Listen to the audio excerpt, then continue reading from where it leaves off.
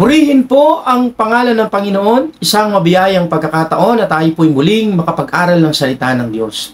At ang ating pong passage o ang ating pong text, hanguin po natin sa Gospel of Mark chapter 16 verse 15 hanggang 20 o Marcos kabanatang 16 talatang 15 hanggang 20. Ito po ay hango po natin sa Magandang Balita Biblia Translation po tayo. At sabi po ng verse 15, at sinabi ni Jesus sa kanila, humayo kayo sa buong mundo at ipangaral ang magandang balita sa lahat ng tao. Ang sinumang sumampalataya at mabautismuhan ay maliligtas. Ngunit ang ayaw sumampalataya ay paparusahan. Ang mga sumasampalataya ay bibigyan ng kapangyarihang gumawa ng mga himala. Sa pangalan ko'y magpapalaya sila ng mga demonyo at magsasalita ng iba't ibang wika.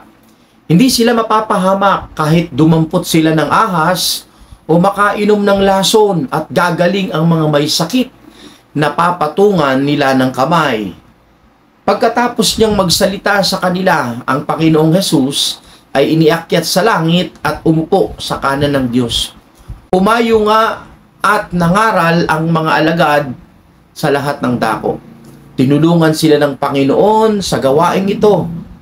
Pinatunayan niyang totoo ang kanilang ipinangangaral sa pamamagitan ng mga himala na ipinagkaloob niya sa kanila. Purihin po ang pagkakabasa ng mabuting balita ng Panginoon. At tayo po ay mag-aral ng salita ng Diyos at ito pong atin pong paksa ay tatawagin po natin itong The Great Commission o mas madalas na natin pong naririnig yung dakilang tagubilin ng ating Panginoon na ang kanyang mga alagad ay bago po siya umakyat sa langit ay iniwan niya po itong mga utos na ito. So, bago po natin simulan yung ating pong paksa, meron po ako ditong katanungan na madalas kong naririnig. Yung lahat ba ng tao ay anak ng Diyos? No? Bigyan po natin ng konting pagninilay. Lahat ba ng tao anak ng Diyos? In the order of creation, yes. No? Lahat ng tao anak ng Diyos in the order of creation. But in the order of relation, no, sapagkat hindi lahat anak ng Diyos sa relasyon. Sapagkat hindi naman lahat ay nakipag-ugnayan o merong relasyon sa Panginoon. Sabi ng John 1:12, for many as receive Him, gave them the rights to be the children of God. Sapagkat ang sino mang sa Kanya'y tumanggap at sumampalataya, binigyan ng karapatang maging tunay na anak ng Diyos. So para po yun sa mga taong tumanggap at sumampalataya sa ating Panginoon. So, maalala po natin sa Lumang Tipan, ipinag-utos po ng Panginoon na humayo at magpakarami, no? Yung go and multiply in the Old Testament. Pero alam naman natin na ang tao po ay nagkasala, no? At walang sinumang karapat-dapat.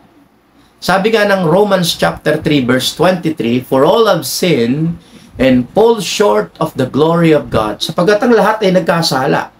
At walang sino man na nakaabot sa pamantayan ng Panginoon. O lahat tayo ay nag-fall short, nag-fallen short, no? Hindi natin naabot yung pamantayan ng Diyos, hindi natin na nalugod ang Panginoon sapagkat tayo ay nagkasala. At walang isa mang hindi nagkasala. Kaya sa Roma, ang kabanata ay 6, talatang 6, na ang kasalanan daw ay may kapangyarihang umalipin. No? Sin has the power to enslave. Kung ang kasalanan ay may kapangyarihang umalipin, remember that no servant is greater than the master. Kung tayo po ay alipin ng kasalanan, wala po tayong magagawa kundi ang sumunod. Kaya ang kailangan natin, ang tayo po ay palayain o iligtas ng higit sa atin, no? Nang nakahihigit sa atin, sapagkat tayo mismo hindi natin kayang iligtas yung ating sarili, hindi natin kayang baguhin yung ating pagkatao, kailangan natin ng tagapagligtas. At yan po ay sinagot ng langit, no? Sinagot po yan ng Diyos sa pamamagitan po ng ating pong Panginoong Hesukristo. Kaya nga, kung mababasa po natin yung Roma 6, ang talatay 23, sabi doon, ay, for the wages of sin is death, but the gift of God is eternal life in Christ, no? So, yung kabayaran daw ng kasalanan ay kamatayan. Pero ang kaloob naman ng Diyos ay buhay na walang hanggan. So, meron pa rin ino-offer ang Panginoon. Sa kabila ng katotohanan na ang kabayaran ng kasalanan ay kamatayan, pero may ino-offer naman ng Panginoon on the other hand, na ang kaloob ng Diyos ay buhay na walang hanggan. So, siyempre, kung ikaw ang pamimiliin, alam ko na pipiliin natin dito yung kaloob ng Diyos. At yun ay sa pamamagitan ng ating Panginoong Hesukristo. So, kung noon, sa lumang tipan, sinabing humayo at magpakarami, no? Sa lumang tipan, sa bagong tipan, muling sinabi ng Panginoon ang humayo. Pero may kasama ng go and preach the gospel, no? Sa bagong tipan. Kasi, mga kapatid, knowing that the people or the people of God have fallen short kasi hindi nga niya naabot ang Diyos. So, ang ibig sabihin lamang that God commanded us, God gave us this great commission to go and preach the gospel, to call the people for repentance, upang ang tao ay manumbalik sa Diyos. Kasi, hindi ibig ng Diyos ang merong mapahamak, no? Hindi ibig o hindi nais ng Panginoon na merong isa mang mapahamak. Not wanting anyone to perish, but everyone come into repentance. Yan po yung sinasabi ng 2 Peter chapter 3, verse 9, the Lord's not slow in keeping His promise, as some understand slowness. Instead, He is patient with you, not wanting anyone to perish, but everyone to come to repentance. So, yung lahat ay mabigyan ng pagkakataon na mangagsisi, no? Upang walang isa man ay mapahamak. So, punta po tayo sa ating lesson, no? Sa ating pong teaching that we are about to study, no, yung ating lesson, yung ating pong teaching. But before that, gusto ko muna kayong dalhin dito po sa highlight ko sa reading natin, ano. Sabi dito, ang sino mang sumampalataya at mabautismuhan ay maliligtas. Ngunit ang ayaw sumampalataya ay parurusahan. Take note, yung ayaw sumampalataya ay paparusahan. Gusto ko pong mapagnilayan po muna natin yan bago po tayo pumalaot sa atin pong discussion, no? Doon po sa sinasabi na yung hindi o yung ayaw sumampalataya ay parurusahan. Subalit yung sasampalataya ay bibigyan ng kapangyarihang magpalayas ng masasamang espiritu. So, pansinin po natin na lumalabas po dito yung elements of human tendency, no? Yung elements of human choice. Pag sinabing elements of human choice, ibinigay ng Diyos, no, sa atin yung kaligtasan. Inaalok ng Diyos sa tao ang kaligtasan. Pero kung ayaw mo, no? Remember na nang likhain ng Diyos ang tao, binigyan niya ang tao ng kalayaan, yung free will, yung freedom, binigay niya yan sa tao.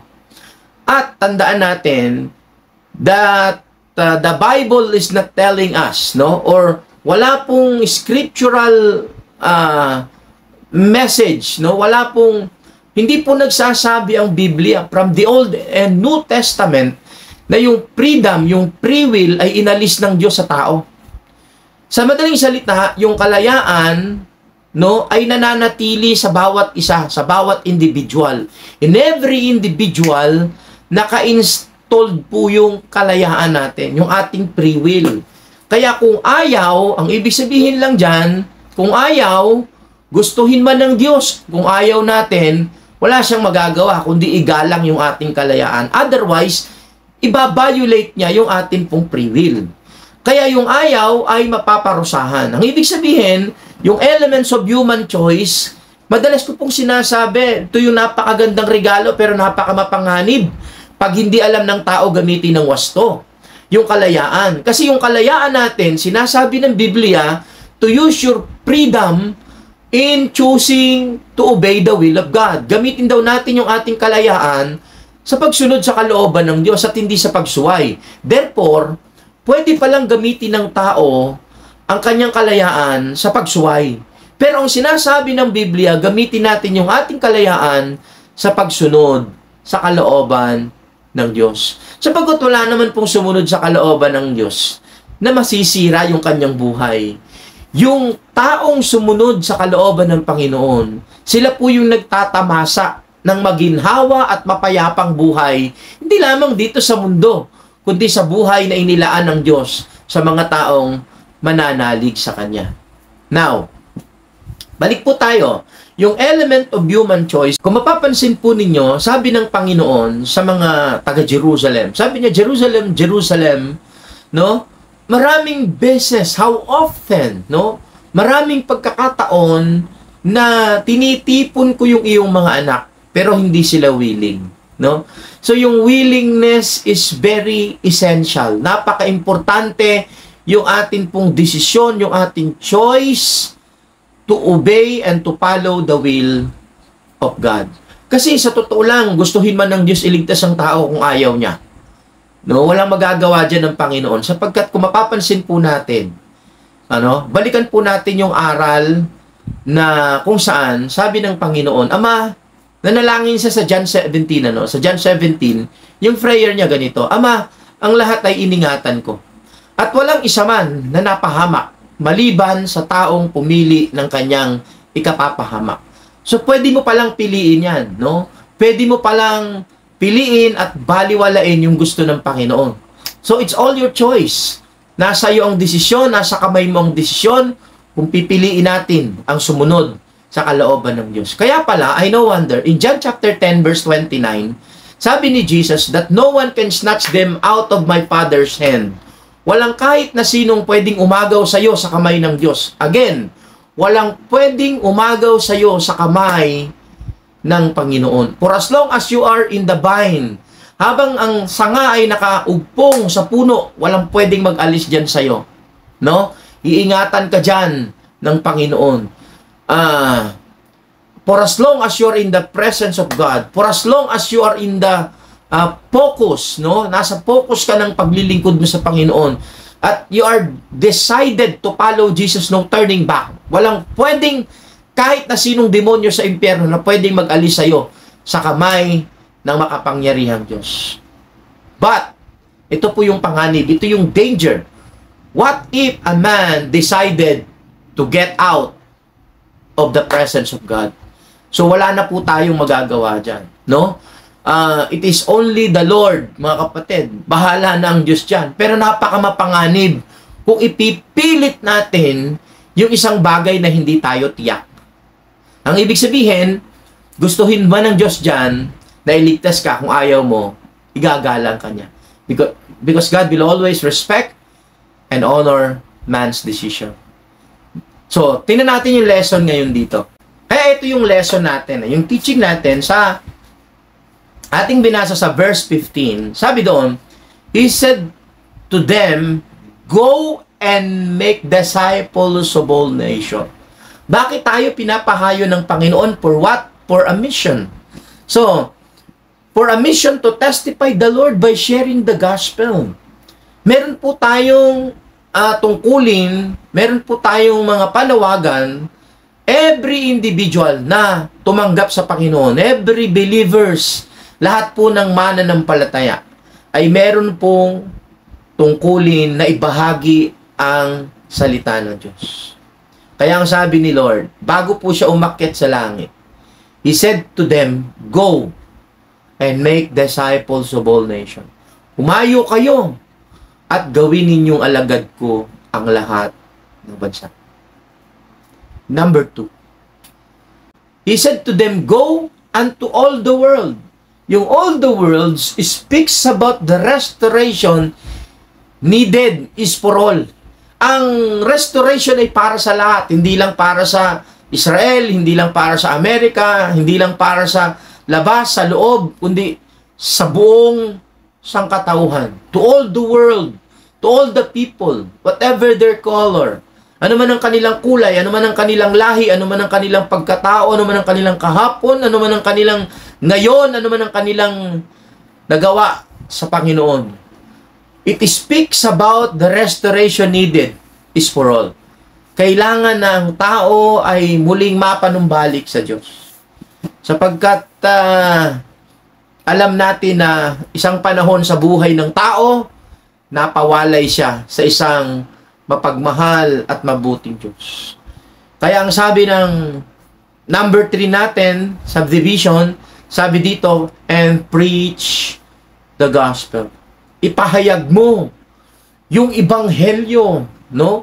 Ibanghelyo ng kaligtasan. Remember that in Romans 1:16, sabi ni Paul sa mga taga-Romans, I am not ashamed of the gospel of Jesus Christ. For this is the power of God unto salvation of everyone who believes. First for the Jew, then for the Gentiles. Hindi raw niya kinakahiya, sabi po ni Apostol Pablo, ang mabuting balita, sapagkat ito ang kapangyarihan ng Diyos. Take note, kapangyarihan ng Diyos sa ikaliligtas ng bawat sumasampalataya. Una sa mga Hudyo, ganun din sa mga Griego. So lahat ay pwedeng maabot, mananampalataya o hindi. Isang araw, pag naninalig sila, tinanggap nila ang ebanghelyo ng Panginoon, maliligtas sila. Again, preach the gospel. Romans 1:16, sharing the gospel is the mandate of all believers. Yan po yung sinasabi ko kanina. Ito po ay mandato para sa lahat ng mga mananampalataya. It is available for all creation. Lahat ng mga nilikha ng Panginoon. No? Lahat tayong nilikha ng Diyos. Available po yan. No? And go and multiply the followers. Ngayon po, go and multiply the followers, those believers in His loving care. Tinutulungan tayo ng Diyos, tinuturuan tayo ng Diyos to disciple people, to restore them back to the Creator. Inihintay sila ng atin pong tagapaglikha. At kapatid, ikaw na nakakatunghay ng video na ito, who knows, may ipinagagawa ang Diyos para sa iyo. So all you need to do is to follow and to obey. Kung ano yung tinitibok ng puso mo, mayo ka. Ibahagi mo ang katotohanan ng salita ng Diyos. God is in charge of touching and changing lives. So huwag ka mag-alala, sagot naman ng Diyos ang pagbabago ng tao. Hindi mo yan trabaho. Hindi mo kayang baguhin ang sarili mo, hindi mo kayang baguhin ang ibang tao. Ang kailangan mo, ibahagi mo ang salita ng Diyos. At bahala ang Diyos kung ano ang dapat niyang gawin, for God knows what's best. Alam niya kung ano yung makakabuti para sa tao. In conclusion, mga kapatid, remember that the passion po ng ating pong Panginoon, the passion of the Christ, no, yung passion ni Lord must be our passion. At ang passion ng Panginoon is the soul. No, marami pa daw pong tupa, sabi ng Biblia, na wala pa sa kanyang kawan. At kailangan din silang mailagay, maipasok sa kawan ng Diyos. Kapatid, God is looking for you. It is a must that one of our main goal in life is not only to be with our Creator. Hindi lamang po yung goal natin, yung isang araw, makasama natin ng Diyos. But instead to be a part of the Great Commission. Ganyan dapat ang goal ng mga tunay na niligtas ng Diyos. Ikaw na nakatitiyak, nakakasiguro na niligtas ka ng Panginoon. Meron tayong dapat na ultimate goal, hindi lang po yung isang araw makasama ang ating tagapaglikha. Kundi, yung maging bahagi tayo, no? Instead to be a part of the Great Commission. Yung maging bahagi tayo ng dakilang komisyon na ibinigay ng Diyos sa bawat kanyang inililigtas. Purihin po ang pangalan ng Panginoon. At muli, maraming salamat sa maikling pagninilay. Nawa po, meron po tayong napulot na pwede po nating maibahagi. No? Napakaganda na kung meron po kayong mga kaibigan na naghahangad na mag-share ng ebanghelyo, pwede nyo pong i-share ito pong atin pong video at marami pong mga tagapagturo, mga kapatid, kaibigan na pwede pong mahabahaginan po natin sa pamamagitan po ng maikling sharing na ito. Maraming salamat po at shout out sa lahat ng atin pong mga taga-subaybay, maging yung mga datihan at mga baguhan pong sumusubaybay dito. Maraming salamat po sa pagsuporta, panunood, at kung hindi ka pa nakasubscribe sa ating channel, mag-subscribe ka na at magkita tayo sa mga susunod na mga video. God bless everyone. Ito po ang inyong kapatid kaibigan na nagmamahal, Kuya Bong.